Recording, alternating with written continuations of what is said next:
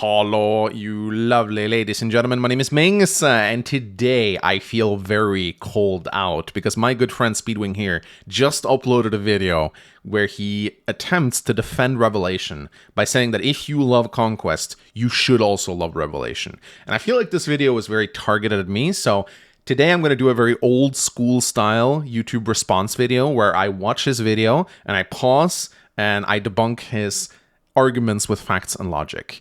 If you'd like to watch the whole thing before watching this video, it'll pop up right here in the top right corner of your screen. I'm going to be pausing it a lot, so you might want to watch the whole thing before you watch this video. But ladies and gentlemen, with that out of the way, let's get ready. Let's see what Speedwing has to say, shall we? Hey, Speedwing here, and today I wanted to talk a bit about one of my favorite games in the series, Fire Emblem Revelation. Wrong. Fire Emblem Revelation is not your favorite game. While showing off some of my endgame units and just generally talking about it.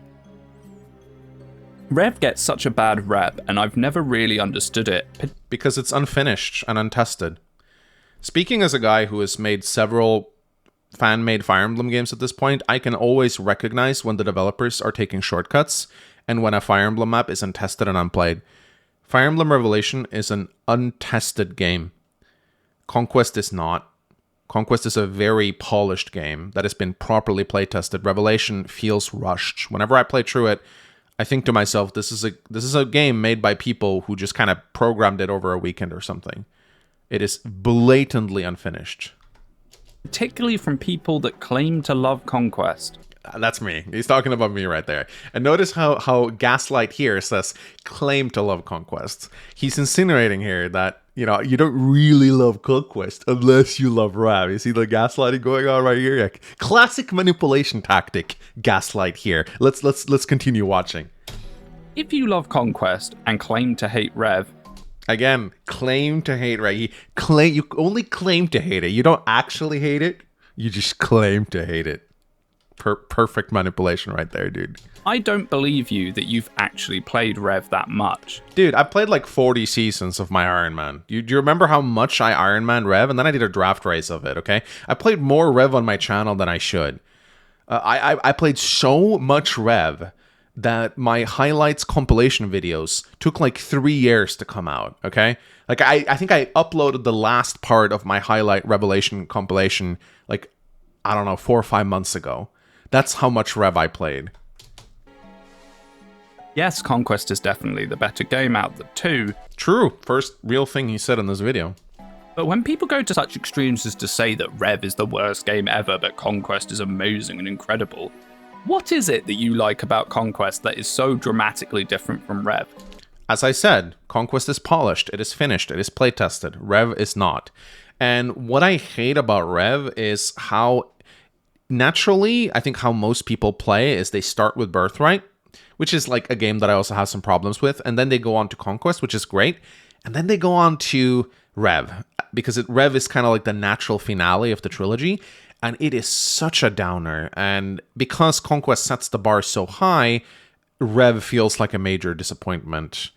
If Rev came out as its own game, without Conquest and Birthright, maybe I would have viewed it a bit more favorably, but the fact that it comes after Conquest makes it has a higher bar to set. You know, it has a higher bar to cross compared to many other games.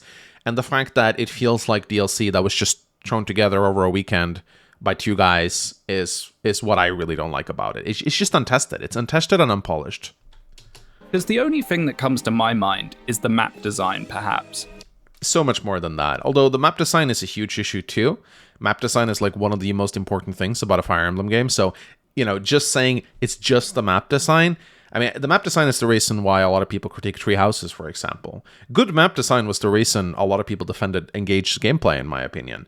So map design is not just a thing that you casually throw away. It's like, oh, it's just the map design is better. No, map design is like the most important thing to a Fire Emblem game, I think.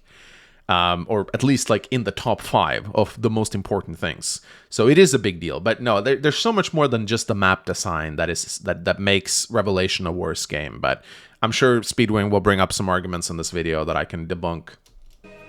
Because Rev has the same units, same skill system, pair up, dual strikes, child inheritance, same weapons, same base system, same music, same visual graphics. It confuses me so much. Yes, it is part of Fates. This is true. And Fates is a good game, or at least Conquest is a good game. So it does have that going for it.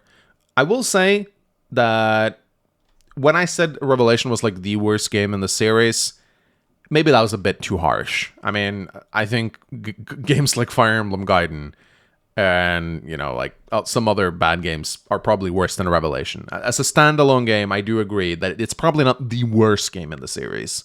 That might be a little too harsh. Because it is still part of Fates after all. And Fates is a great game. It has a great system. So you're right, Speedwing. It is part of Fates, which has good mechanics. I will give you that. It really does. Rev is a sandbox game where you can basically just use whoever you want, however you want.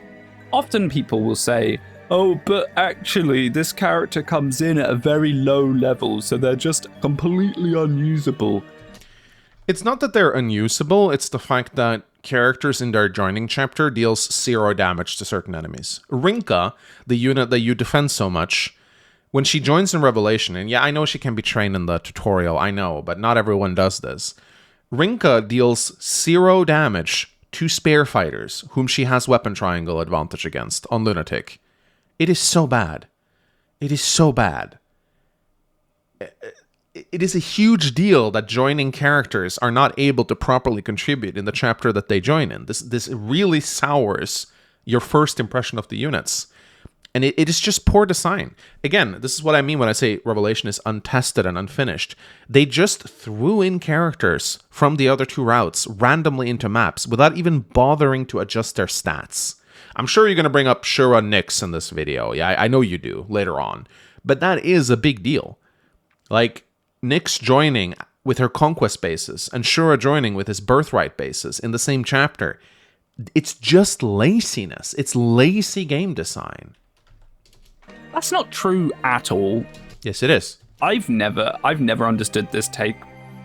Rev is a game with a very strict XP curve. As you can even see in this video, I'm on one of the last maps of the game, and a lot of my units are only getting 4 or 6 XP because they are high level.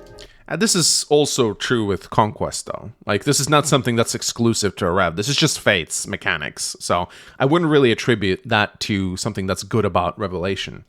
If a unit comes in low level in Rev, they'll get absolute boatloads of XP and catch up in no time. Yeah, but they need to be able to deal damage, though. Yes, I know that if you use the right pair-ups and skills and whatnot, you can make any unit deal damage. But it still requires a lot of planning, and it's not exactly beginner-friendly. Saying to a beginner to intermediate player that, oh, you can just deploy Hana in the final chapter if you just give her tonics and pair-ups she can deal damage, it's not really going to fly, is it? Oh, but I have to use the royals. The deployment slots are so limited, and I'm forced into using them. No, you're not. Agreed. Yeah, you shouldn't be forced to use the royals. However, the fact that Revelation allows you to use all 8 royals is a bit of a problem, because as we know, players tend to gravitate towards good units, and they want to deploy good units, and the royals are just better than everyone else. This is not something that is necessarily wrong with Revelation, but it is a problem by allowing both rosters in one army, is that a lot of players are going to be spending their first 8 deployment slots on the royals. I agree, Speedwing. They don't have to, but a lot of players will do it. One thing is telling players, okay, you don't have to do this. Another is recognizing what most players will do. You have to understand human psychology. Yes, you don't have to reset every time one of your characters die, but most people will reset every time one of their characters die. It's just human nature. And as a game developer, it is your job to tailor the game to try and match that human nature as much as possible, I think. You're really not. And while a lot of the maps do revolve around Dragon Vein activation, you usually only need to activate a Dragon Vein a couple of times, at most. The entire map, you do not need to have 9 Dragon Vein users present at all times. Yeah, I agree with that, but the reason why the royals are so broken has nothing to do with the fact that they can activate Dragon Veins, although that is part of, it's nice to have that as a utility, but the reason why the royals are just good is because they just have better stats and growths, and some of them have personal weapons that break the game. That's the real reason they're broken. Also, they just get a lot of attention in the story. they have main character syndrome, so a lot of people are just naturally going to like them more. I feel like the Royals designs they're given more importance, they're given more focus, so a lot of people are just going to deploy the Royals. That's just how it is. So let's get on to the next part. What are the 2 words that are most commonly brought up when people criticize Rev? Dog shit. I'll give you a second to think about it. If you said snow or elevators, ding ding ding, you are correct. You No, I said dog shit. win the prize. I really don't understand why this is such a massive issue to people, and part of me thinks that it's just a parroted phrase from people that haven't even played the game. The snow map in Rev is one of the worst maps ever designed in Fire Emblem. It is so bad. It is so bad. I cannot believe how you could ever defend this, Speedwing. It is one of the worst maps ever designed. Oh, the elevator map, okay, all right. There's like 2, I think, in Rev. It's like there's some moving platforms. I don't know if you count those as elevators. Yeah, sure, the elevators are a bit over-memed, but the snow map deserves every bit of hate that it gets. Yeah, the snow chapter's a bit slow, but how many... A bit slow? Dude, it is like, if you want to get everything on that map, it is like 3 to 4 times as slow as any other map, dude. How many chapters are in Rev? What percentage of the game do you think is snow chapter? It should be 0.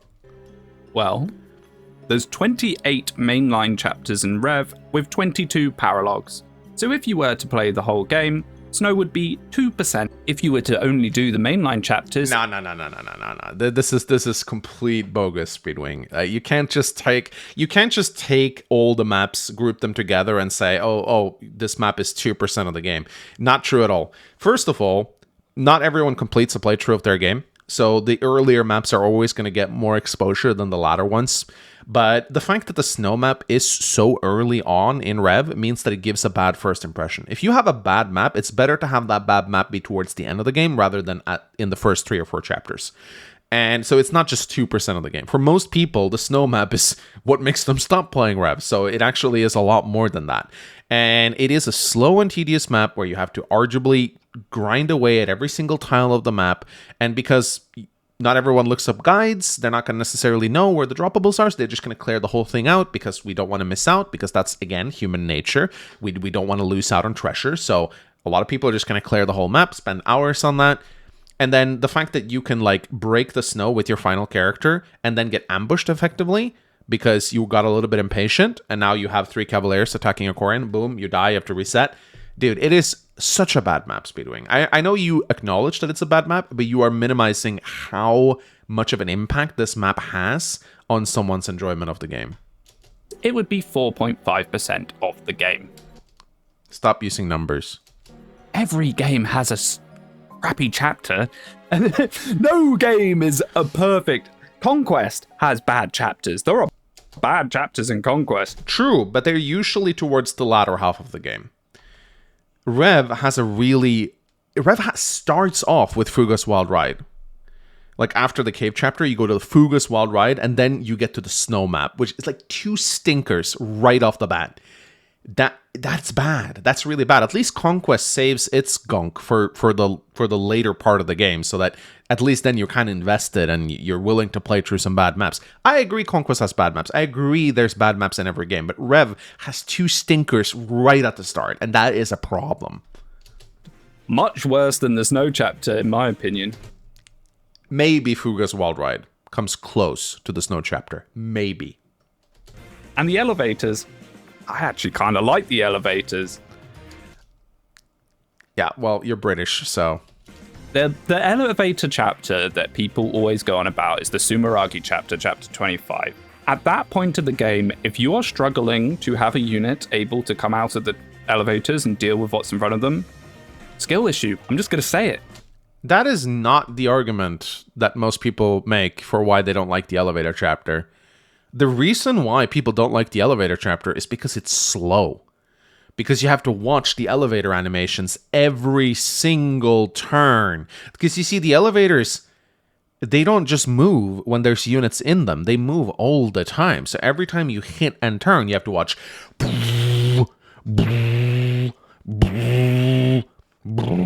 That's why I hate the elevator chapters. Not because it's hard. I appreciate the difficulty of Revelations Endgame, actually.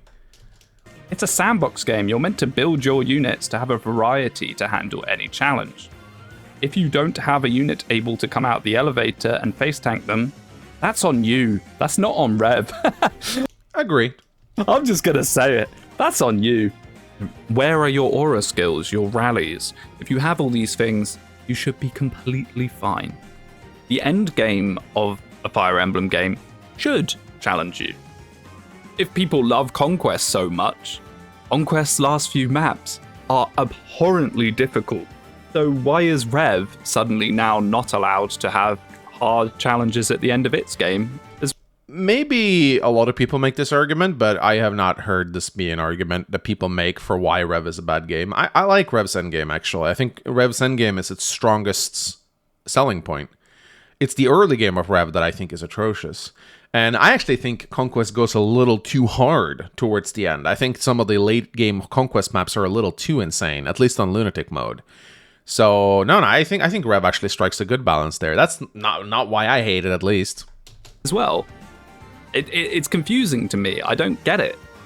I only keep coming back round to this idea that Rev is bad because other people say it's bad. The parrot effect is real. The fact that I have shit-talked Rev for years has definitely colored some people's perception of it. I will not lie about that. However, I believe that my hatred of Rev is justified. I really think it is an unpolished, unfinished, rushed piece of garbage that should not have come after Conquests. The fact that it is sold as the end of a trilogy gives it a standard that it needs to uphold, and it did not uphold that standard to me personally. It's the only conclusion I can really come to. Like, if you're someone that says, oh no, I hate Fates, absolutely, that's fair enough. Oh, I don't like Fates, but Conquest is better than Rev. Yeah, that is probably the correct take to have. What I'm after are the people that claim Conquest is some masterpiece, which it is. Well, you got him, mate. He's right here. Conquest is my favorite game in the series, after all. It is a masterpiece, but Rev is really not too far away from Conquest. Yes, it is. Yes, it frickin' is, okay? I'm sorry, Speedwing. Big L. Big L on you right here. L take. It is very far behind.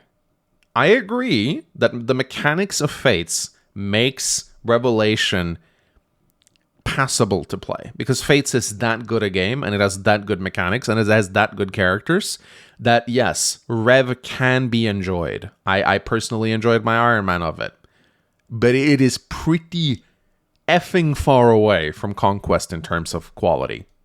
Really isn't. Yes, it is. Yes, it is. If you compare its gameplay to many of the others in the series, it's really close to it.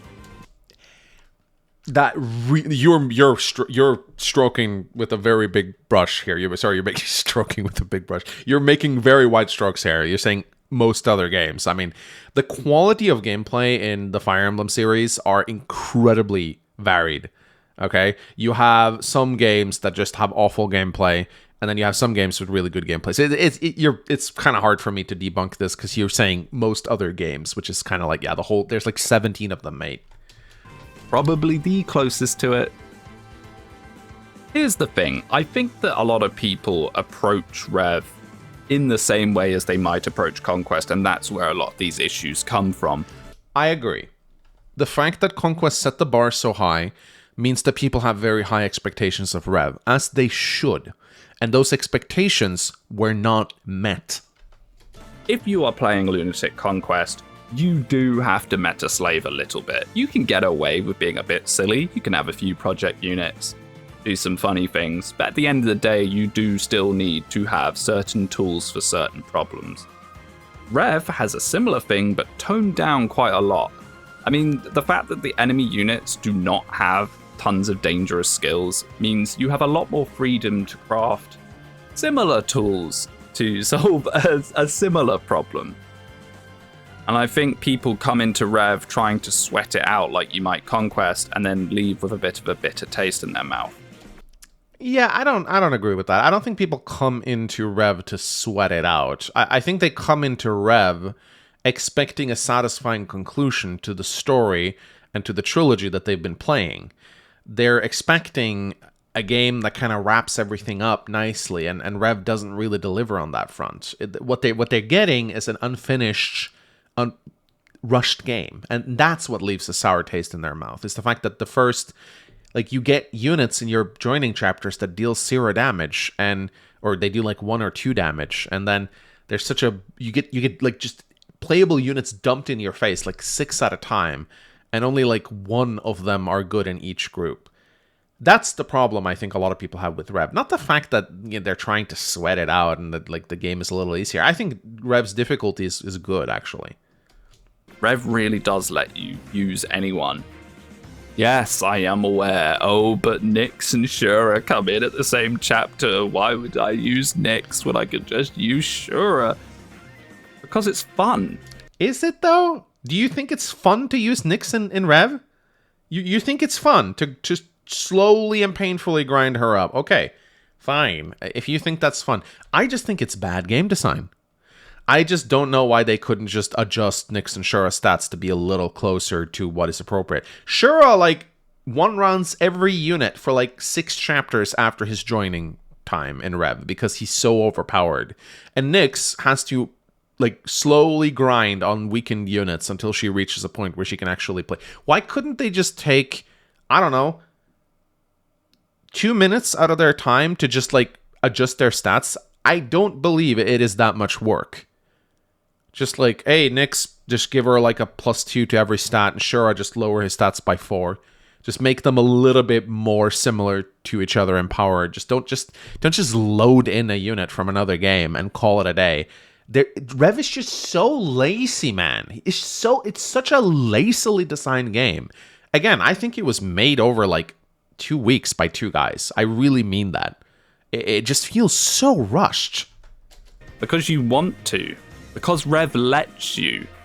Rev only lets you because it's a lazy game. That is, yeah, I agree. It's a sandbox game. That's also like just another way of saying lazy. Because it's like, yeah, just do what you want. We let you grind, so we're not going to put any effort into the character balance because you can just go grind. That's just lazy, mate. You can do it. You just tell yourself that you can't or you don't want to. It's not a negative about the game, it's a negative about you as a player. If you can only look at certain units and go, these units are fantastic, the other units are bad, even though they would be fantastic if I trained them, I'm not going to do that, and then I'm going to complain about it. It's just such a strange thing to me. I don't understand the concept of that at all. Yeah, we complain because we want our Fire Emblem games to be balanced. If you played Engage and you'd gotten Goldmary in her joining chapter, and then you select Goldmary and you move her over to a unit and she deals 0 times 2 damage, you would go, what the hell? Why is she not dealing damage? Like, and then people on the internet just tells you, oh, but you just gotta go grind her up. She's like an est, I guess. No, you'd be like, that's bad game design. She should be able to deal damage at least. And I know this is not like, I know not every unit in Rev deals 0 damage. I might be emphasizing that part a little bit more than I should.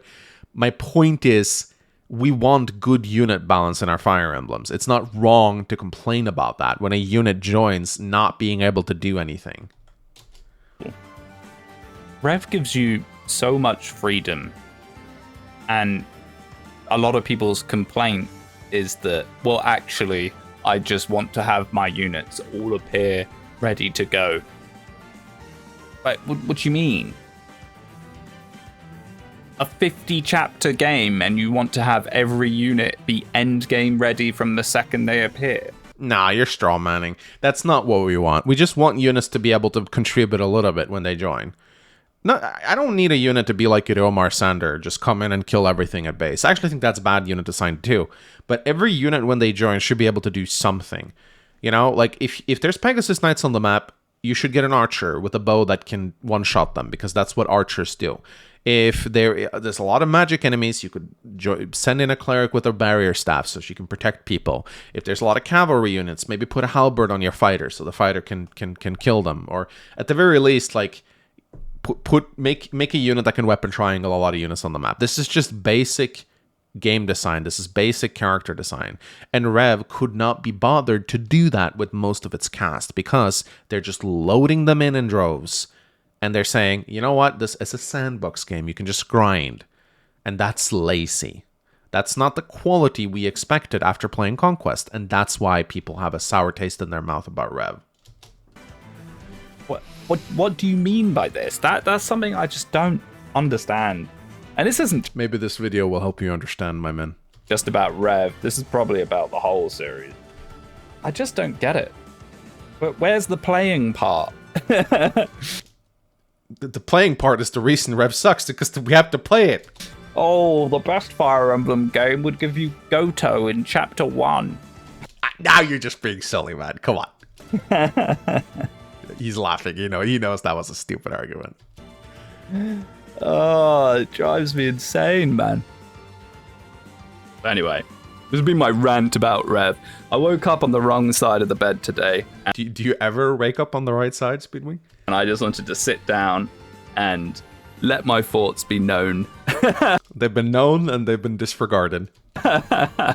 If you've managed to sit through this whole video without Xing out of it from thinking, what on earth is this guy rambling about? I appreciate you. And until next time, I will catch you later. All right, ladies and gentlemen, that was fun. I hope you guys enjoyed my little video response to Speedwing. Make sure you go into his comment section and tell him how wrong he is. And of course, give him a sub and like, because he's a cool guy. Anyway, guys, I'll see you guys next time. Bye-bye.